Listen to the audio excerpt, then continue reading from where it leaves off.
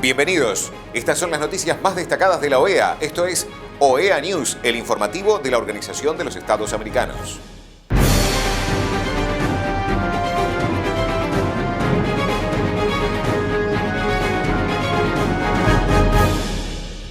Es momento de compartir los títulos de las noticias más importantes que vamos a estar brindando a ustedes. Secretario General de la OEA certifica la lista de presos políticos en Venezuela del Foro Penal. MAP OEA acompaña a las curules de paz. Lanzamiento del informe Impactos del COVID-19 en personas refugiadas y migrantes de Venezuela. INOEA se prepara para su 95ª reunión ordinaria del Consejo Directivo.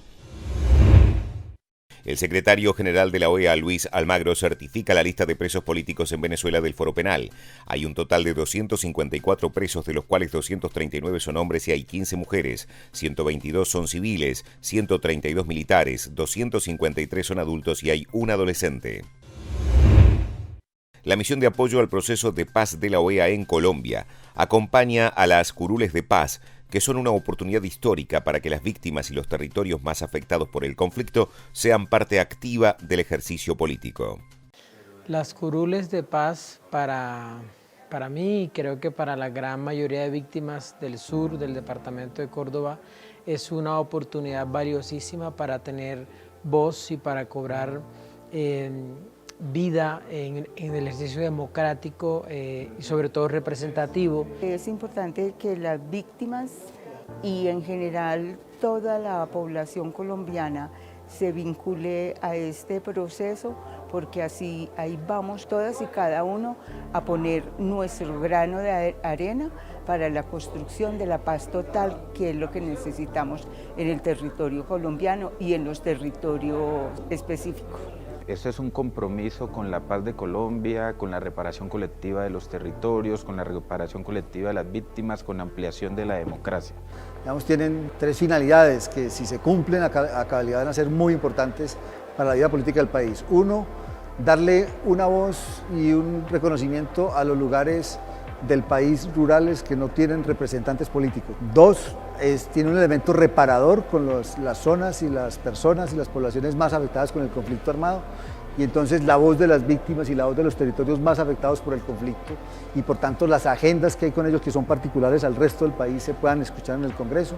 Y tres, avanzar en una idea de que los PD tengan voceros en el Congreso y por tanto puedan negociar recursos y puedan negociar y garantizar que se puedan implementar cabalmente. El imperativo ético y moral de quienes sean elegidos en estas curules de paz es impulsar la paz, no solamente desde el punto de vista de la implementación del acuerdo de paz, sino impulsar una verdadera política de paz.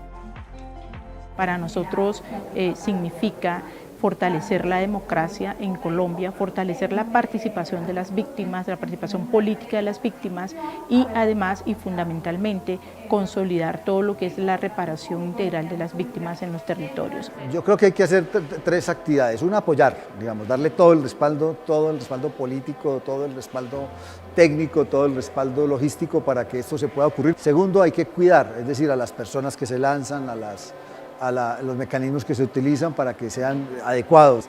Y lo tercero es darle mucha relevancia, es decir, una vez elegidas, darles un lugar y una capacidad para que puedan representar eso tan importante que tienen en sus manos.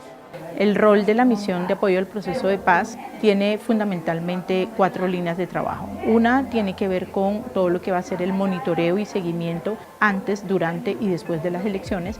El segundo rol va a ser fundamentalmente en el marco de la pedagogía y la difusión. El tercer gran rol que vamos a tener va a ser una incidencia política con las instituciones que tienen mandato en estas elecciones, como es el Consejo Nacional Electoral, la Registraduría y el Ministerio del Interior.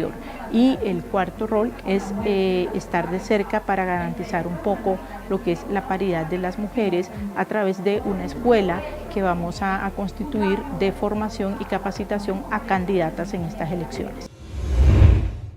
La directora del Departamento de Inclusión Social de la Secretaría de Accesos a Derechos y Equidad de la OEA, Betilde Muñoz Pogosian, participó del lanzamiento del informe Impactos del COVID-19 en personas refugiadas y migrantes de Venezuela, que contó con la colaboración de la plataforma R4B. Para mí realmente es un gusto estar en esta presentación del informe enfocado en los impactos del COVID-19 en personas venezolanas y específicamente poniendo el lente en las que se encuentran en una situación de vulnerabilidad, como lo son las personas desalojadas, trabajadoras sexuales y pueblos indígenas. Es realmente este informe un aporte que desde el sector de protección de la plataforma R4B y desde este Departamento de Inclusión Social aportamos, digamos, como objetivo teniendo como objetivo aportar y generar información basada en la evidencia. Como verán, ya estuvimos circulando algunos testimonios recogidos que sirva para que los estados y otros actores relevantes en esta agenda puedan responder a la situación de los más de 5.9 millones de personas refugiadas y migrantes de Venezuela que se han visto forzadas a salir de su país.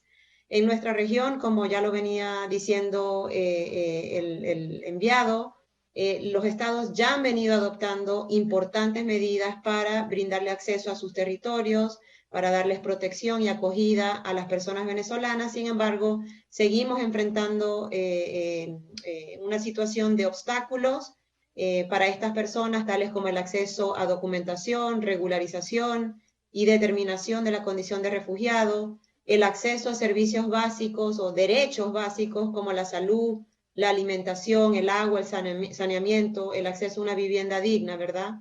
En muchos casos, estas personas se han visto obligadas a dedicarse a trabajos inseguros, inestables, como ustedes sabrán también, sobredependiendo de la economía informal, y muchos también han sido víctimas de hechos lamentables de discriminación, racismo y xenofobia. Dentro de estos más de 5.9 millones de refugiados y migrantes de Venezuela, hay grupos que se encuentran en situación de especial vulnerabilidad, tales como los que cubre este estudio, personas indígenas, trabajadoras sexuales o que ejercen la prostitución y las personas desalojadas. Y en este sentido, este informe ofrece evidencia sobre cómo estos grupos enfrentan mayores obstáculos para acceder a medidas de asistencia social y de protección y que al mismo tiempo evidencia, digamos, que no han sido parte de los planes de respuesta y recuperación frente a los efectos de la pandemia del COVID-19 y pensando en el tiempo actual, ¿no? que todavía estamos en el medio de la pandemia y también pensando en el horizonte de recuperación post-pandemia. Por ejemplo, el informe señala que las mujeres trabajadoras sexuales o que ejercen la prostitución identifican como factores de vulnerabilidad la ausencia del documento de identidad venezolano, así como sentir que son discriminadas en el proceso de regularización por ser mujeres venezolanas y por su condición de trabajadoras sexuales. De igual manera, en el contexto de pandemia, este grupo afirma en este informe que entregamos el día de hoy, tener la percepción que durante la pandemia fueron, y aquí voy a citar, vistas como foco de infección y no como portadoras de derechos. Cierro la cita. Asimismo, el informe indica que la crisis generada por la pandemia ha puesto en evidencia que el acceso a una vivienda digna y adecuada sigue siendo un reto, obviamente para todos los ciudadanos, toda la ciudadanía, pero en particular para los migrantes y refugiados venezolanos. De esta manera, debido a las dificultades en el pago de los alquileres, la discriminación que sufren por su nacionalidad, su situación migratoria, lo que explicábamos de sobredependencia del sector informal que se vio afectado por los paros y por el aislamiento que tuvieron que asumir los estados de la región, cientos de personas se encuentran sujetas o en riesgo de desalojos forzosos por parte de sus quienes arriendan sus viviendas, ¿verdad? Y esta situación ha desembocado en nuevas situaciones de hacinamiento, abuso, violencia, destrucción de bienes y en muchos de los casos los desalojos implicaron también situaciones de abuso e incluso de violencia sexual o violencia basada en género. Por su parte, los pueblos indígenas también identificaron en este informe la ausencia de mecanismos para la regularización, el acceso a documentación y la garantía del derecho a la nacionalidad, sobre todo para aquellos que, habiendo nacido en Venezuela, hoy están asentados, digamos, en Colombia.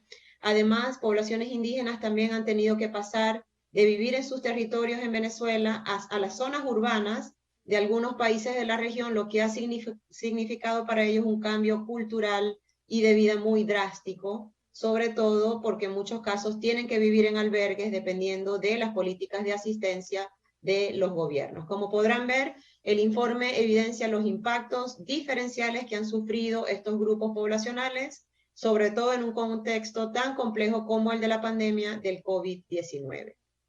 Finalmente, importante resaltar la riqueza de este informe al presentar más de 60 recomendaciones dirigidas a los estados, las autoridades migratorias, la policía, las Fuerzas Armadas, jueces y operadores de justicia, instituciones nacionales de derechos humanos y organizaciones internacionales no gubernamentales y sociedad civil, focalizadas en los aportes que cada uno de estos sectores puede hacer ante estos retos que se documentan en el informe.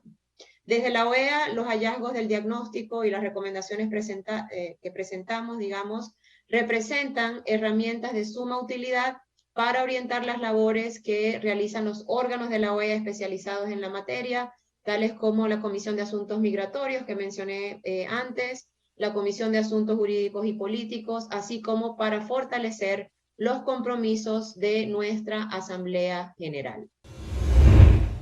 Este 3, 4 y 5 de noviembre, el Instituto Interamericano del Niño, la Niña y Adolescentes de la OEA llevará a cabo su 95ª reunión ordinaria del Consejo Directivo. El Consejo Directivo es uno de los 3 órganos que integran el INOEA junto a la Dirección General y el Congreso Panamericano del Niño, la Niña y Adolescentes, que se reúne anualmente y está integrado por representantes de los 34 Estados miembros de la OEA, quienes en su gran mayoría son altas autoridades nacionales en materia de políticas públicas de niñez y adolescencia. En el encuentro virtual, el director general del Víctor Giorgi, expondrá el informe de la gestión del periodo 2020-2021. Estas han sido las noticias más relevantes de la OEA, la Organización de los Estados Americanos. Esto ha sido OEA News. Nos reencontramos en la próxima jornada.